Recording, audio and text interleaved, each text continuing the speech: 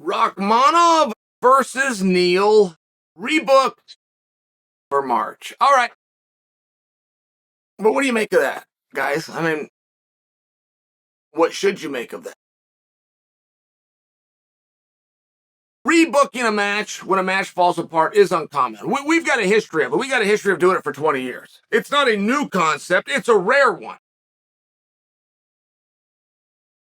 To rebook a match that isn't a main event, that is almost a new concept. This is the first time that it happened. But what is it about that match that they wanted to preserve? I think that's probably a compliment to the match.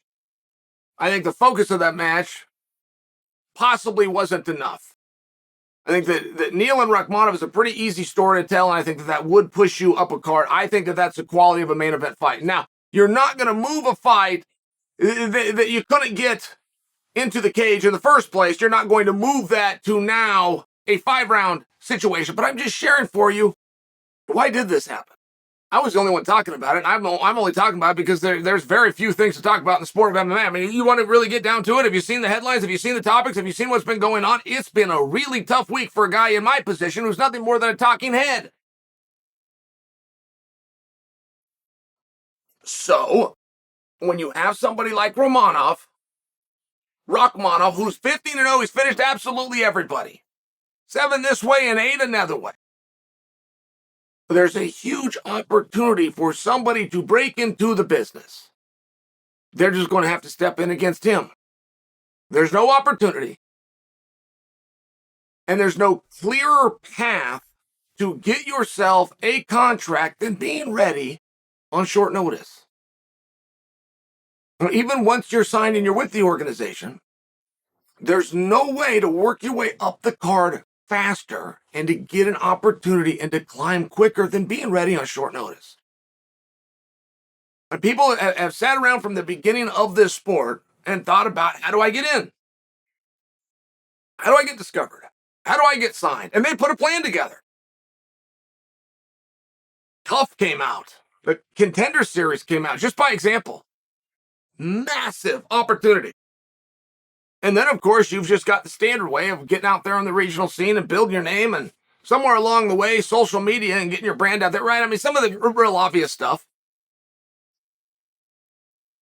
But nothing has trumped, and nothing history will show you is a better way to do it faster and to skip the line quicker than to simply be ready on short notice. And I don't have this factually.